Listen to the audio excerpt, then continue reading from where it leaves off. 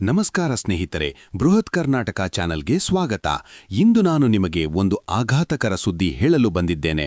ಅದು ನಿಮ್ಮನ್ನು ಕುರ್ಚಿಯ ಅಂಚಿನಲ್ಲಿ ಕೂರಿಸಿ ಬಿಡುತ್ತದೆ. ರಾಜ್ಯ ಸರ್ಕಾರದ ಗೃಹಲಕ್ಷ್ಮಿ ಯೋಜನೆಯಲ್ಲಿ ಸಾವಿರಾರು ಮೃತ ಮಹಿಳೆಯರ ಖಾತೆಗಳಿಗೆ ಲಕ್ಷಾಂತರ ರೂಪಾಯಿಗಳು ಜಮೆಯಾಗಿರುವುದು ಬೆಳಕಿಗೆ ಬಂದಿದೆ ಮತ್ತು ಸರ್ಕಾರ ಆ ಹಣವನ್ನು ಮರಳಿ ಪಡೆಯಲು ಸಿದ್ಧವಾಗಿದೆ. ಇದು ಹೇಗೆ ಸಾಧ್ಯ? ಯಾರು ತಪ್ಪು ಮಾಡಿದರು ಮತ್ತು ನಿಮ್ಮ ಕುಟುಂಬಕ್ಕೂ ಇದರ ಪರಿಣಾಮ ಬೀಳಬಹುದೇ? ಈ ಸುದ್ದಿ ನಿಮ್ಮನ್ನು ಆಶ್ಚರ್ಯಗೊಳಿಸಿಬಿಡುತ್ತದೆ. ಆದ್ದರಿಂದ ವಿಡಿಯೋ ಅಂತ್ಯದವರೆಗೂ ನೋಡಿ ಮತ್ತು ಇಂತಹ ಮುಖ್ಯ ಸುದ್ದಿಗಳನ್ನು ಮಿಸ್ ಮಾಡದಿರಲು ಈಗಲೇ ಬೃಹತ್ ಕರ್ನಾಟಕ ಚಾನಲ್ ಅನ್ನು ಸಬ್ಸ್ಕ್ರೈಬ್ ಮಾಡಿ, ಬೆಲ್ ಐಕಾನ್ ಪ್ರೆಸ್ ಮಾಡಿ ಮತ್ತು ಲೈಕ್ ಮಾಡಿ. ನಿಮ್ಮ ಬೆಂಬಲ ನಮಗೆ ಬಲ ನೀಡುತ್ತದೆ.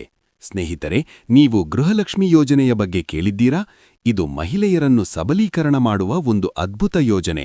ಪ್ರತಿ ತಿಂಗಳು 2,000 ರೂಪಾಯಿಗಳು ನೇರವಾಗಿ ಬ್ಯಾಂಕ್ ಖಾತೆಗೆ ಬರುತ್ತವೆ. ಇದು ಲಕ್ಷಾಂತರ ಕುಟುಂಬಗಳಿಗೆ ಆರ್ಥಿಕ ನೆರವು ನೀಡುತ್ತಿದೆ. ಆದರೆ ಇತ್ತೀಚೆಗೆ ಏನು ಸಂಭವಿಸಿದೆ ಗೊತ್ತಾ? ಸರ್ಕಾರದ ಪರಿಶೀಲನೆಯಲ್ಲಿ ಒಂದು ದೊಡ್ಡ ತಪ್ಪು ಬಯಲಾಗಿದೆ.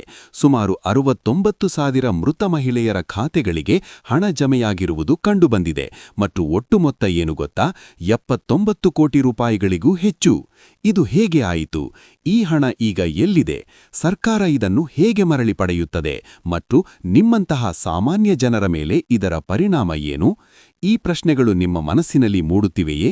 ಹಾಗಿದ್ದರೆ ವಿಡಿಯೋ ಮುಂದುವರಿಸಿ ನೋಡಿ, ಏಕೆಂದರೆ ನಾನು ಇದನ್ನು ಹಂತ ಹಂತವಾಗಿ ವಿವರಿಸುತ್ತೇನೆ ಮತ್ತು ಅಂತ್ಯದಲ್ಲಿ ನಿಮಗೆ ಒಂದು ಮುಖ್ಯ ಸಲಹೆಯೂ ನೀಡುತ್ತೇನೆ. ಸ್ನೇಹಿತರೆ, ಮೊದಲು ಈ ಯೋಜನೆಯ ಬಗ್ಗೆ ಸ್ವಲ್ಪ ಹೇಳುತ್ತೇನೆ.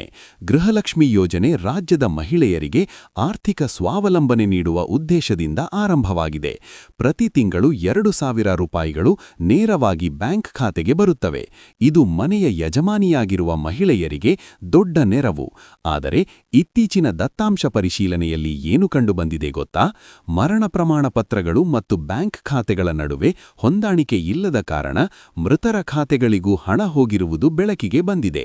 ಇದು ಸರ್ಕಾರಕ್ಕೆ ದೊಡ್ಡ ಆಘಾತ, ಏಕೆಂದರೆ ರಾಜ್ಯದ ಖಜಾನೆಯ ಮೇಲೆ ಈಗಾಗಲೇ ಹಲವು ಗ್ಯಾರಂಟಿ ಯೋಜನೆಗಳ ಭಾರವಿದೆ ಮತ್ತು ಈ ತಪ್ಪುಗಳಿಂದ ಹಣ ವ್ಯರ್ಥವಾಗುತ್ತಿದೆ.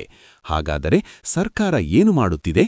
ಅವರು ಈಗ ಆ ಹಣವನ್ನು ಮರಳಿ ಪಡೆಯಲು ಬ್ಯಾಂಕ್ ಅಧಿಕಾರಿಗಳೊಂದಿಗೆ ಚರ್ಚೆ ಆರಂಭಿಸಿದ್ದಾರೆ ಮತ್ತು ಈ KYC ಪ್ರಕ್ರಿಯೆಯನ್ನು ಬಲಪಡಿಸಲು ನಿರ್ಧರಿಸಿದ್ದಾರೆ.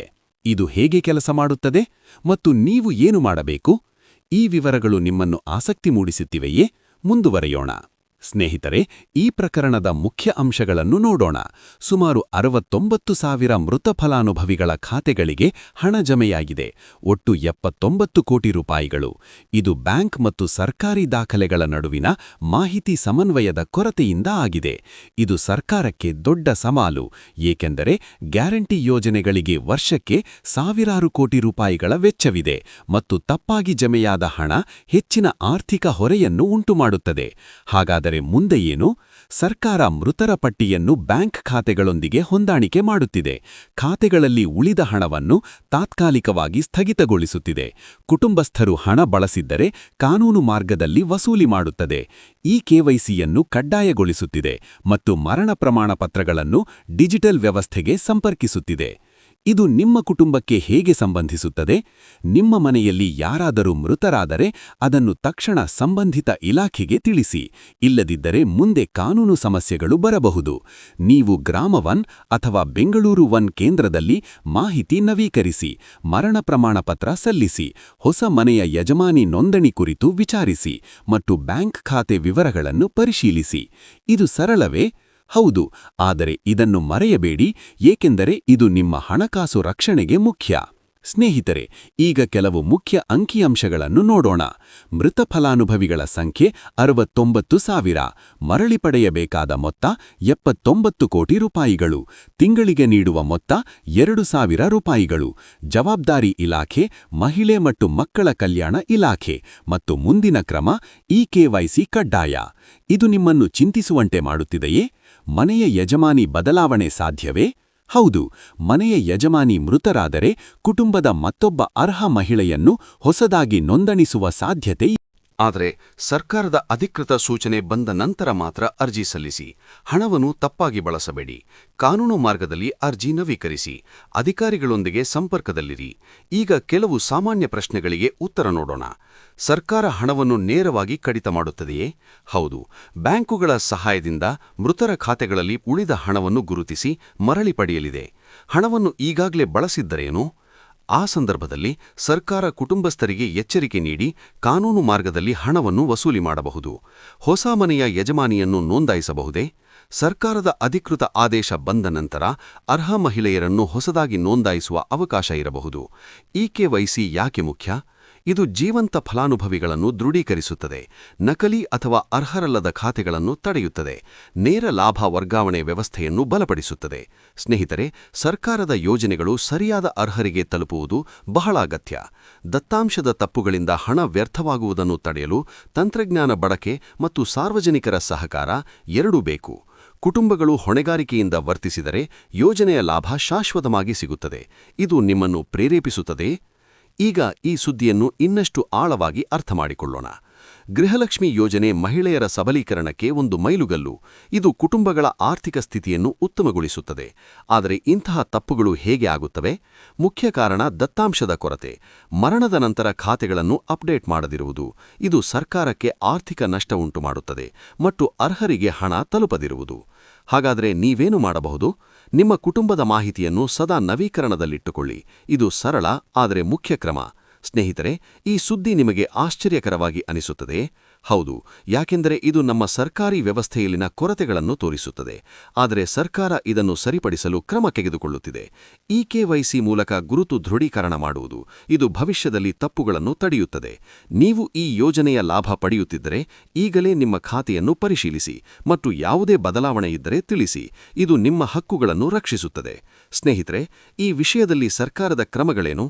ಅವರು ಹಂತ ಹಂತವಾಗಿ ಹಣ ವಸೂಲಿ ಮಾಡುತ್ತಿದ್ದಾರೆ. ಮೊದಲು ಮೃತರ ಖಾತೆಗಳನ್ನು ಗುರುತಿಸಿ, ನಂತರ ಸ್ಥಗಿತಗೊಳಿಸಿ ಮತ್ತು ವಸೂಲಿ ಪ್ರಕ್ರಿಯೆ ಆರಂಭಿಸಿ. ಇದು ಕಾನೂನುಬದ್ಧವಾಗಿ ನಡೆಯುತ್ತದೆ ಮತ್ತು ಕುಟುಂಬಗಳು ಸಹಕರಿಸಬೇಕು. ಇಲ್ಲದಿದ್ದರೆ ಸಮಸ್ಯೆಗಳು ಹೆಚ್ಚಾಗಬಹುದು. ನೀವು ಇದನ್ನು ಹೇಗೆ ನೋಡುತ್ತೀರಿ? ಇದು ಸರ್ಕಾರದ ಜವಾಬ್ದಾರಿ ಅಥವಾ ಸಾರ್ವಜನಿಕರದ್ದು? ಎರಡೂ ಬೇಕು. ಯಾಕೆಂದರೆ ಸಹಕಾರದಿಂದ ಮಾತ್ರ ಯೋಜನೆಗಳು ಯಶಸ್ವಿಯಾಗುತ್ತವೆ. ಈಗ ಇನ್ನಷ್ಟು ವಿವರಗಳು. 79 ಕೋಟಿ ರೂಪಾಯಿಗಳು ದೊಡ್ಡ ಮೊತ್ತ. ಇದು ರಾಜ್ಯದ ಬಜೆಟ್ಗೆ ಹೊರೆ ಮತ್ತು ಸರಿಯಾದ ಪರಿಶೀಲನೆಗೆ ಹೊಸ ತಂತ್ರಜ್ಞಾನ ಬಳಸುವುದು ಅಗತ್ಯ. ಸ್ನೇಹಿತರೆ, ನೀವು ಈ ಯೋಜನೆಯ ಬಗ್ಗೆ ಹೆಚ್ಚು ತಿಳಿದುಕೊಳ್ಳಲು ಬಯಸುತ್ತೀರಾ? ಅದು ಮಹಿಳೆಯರಿಗೆ ಆರ್ಥಿಕ ಸ್ವಾತಂತ್ರ್ಯ ನೀಡುತ್ತದೆ, ಮನೆಯ ಖರ್ಚುಗಳನ್ನು ನಿಭಾಯಿಸಲು ಸಹಾಯ ಮಾಡುತ್ತದೆ. ಆದರೆ ಇಂಥ ತಪ್ಪುಗಳು ನಂಬಿಕೆ ಕಡಿಮೆ ಮಾಡಬಹುದು. ಹಾಗಾಗಿ ಸರ್ಕಾರ ಇದನ್ನು ಗಂಭೀರವಾಗಿ ತೆಗೆದುಕೊಂಡಿದೆ ಮತ್ತು ನೀವು ಸಹ ಎಚ್ಚರಿಕೆಯಿಂದ ಇರಿ. ಈ ಸುದ್ದಿ ನಿಮ್ಮ ಸ್ನೇಹಿತರೊಂದಿಗೆ ಶೇರ್ ಮಾಡಿ ಮತ್ತು ಕಮೆಂಟ್ಗಳಲ್ಲಿ ನಿಮ್ಮ ಅಭಿಪ್ರಾಯ ಹೇಳಿ. ನಾವು ಅದನ್ನು ಮುಂದಿನ ವಿಡಿಯೋದಲ್ಲಿ ಚರ್ಚಿಸೋಣ. ಸ್ನೇಹಿತರೆ, ಈ ವಿಷಯದಲ್ಲಿ ಇನ್ನಷ್ಟು ಆಳಕ್ಕೆ ಹೋಗೋಣ. ಮರಣದ ನಂತರ ಖಾತೆಗಳು ಏಕೆ ಅಪ್ಡೇಟ್ ಆಗುತ್ತಿಲ್ಲ? ಕುಟುಂಬಗಳು ಮಾಹಿತಿ ನೀಡದಿರುವುದು ಒಂದು ಕಾರಣ ಮತ್ತು ವ್ಯವಸ್ಥೆಯಲ್ಲಿ ಕೊರತೆ ಮತ್ತೊಂದು. ಇದನ್ನು ಸರಿಪಡಿಸಲು ಡಿಜಿಟಲ್ ಸಂಪರ್ಕ ಅಗತ್ಯ. ಇಕೆವೈಸಿ ಮೂಲಕ ಗುರುತು ಪರಿಶೀಲನೆ ಮಾಡುವುದು. ಇದು ಸರಳ ಪ್ರಕ್ರಿಯೆ. ನೀವು ಬ್ಯಾಂಕ್ ಅಥವಾ ಆನ್ಲೈನ್ ಮೂಲಕ ಮಾಡಬಹುದು ಮತ್ತು ಇದು ನಿಮ್ಮ ಯೋಜನೆಯ ಲಾಭವನ್ನು ರಕ್ಷಿಸುತ್ತದೆ. ನೀವು ಇದನ್ನು ಮಾಡಿದ್ದೀರಾ? ಇಲ್ಲದಿದ್ದರೆ ಈಗಲೇ ಮಾಡಿ. ಸ್ನೇಹಿತರೆ, ಈ ಸುದ್ದಿ ನಿಮಗೆ ಉಪಯೋಗಕರವಾಗಿದೆಯೇ? ಹೌದು ಎಂದರೆ ಲೈಕ್ ಮಾಡಿ ಮತ್ತು ಸಬ್ಸ್ಕ್ರೈಬ್ ಮಾಡಿ. ನಾವು ಇಂಥ ಮುಖ್ಯ ಸುದ್ದಿಗಳನ್ನು ನಿಮಗೆ ತಲುಪಿಸುತ್ತೇವೆ. ಧನ್ಯವಾದಗಳು. ಮತ್ತೆ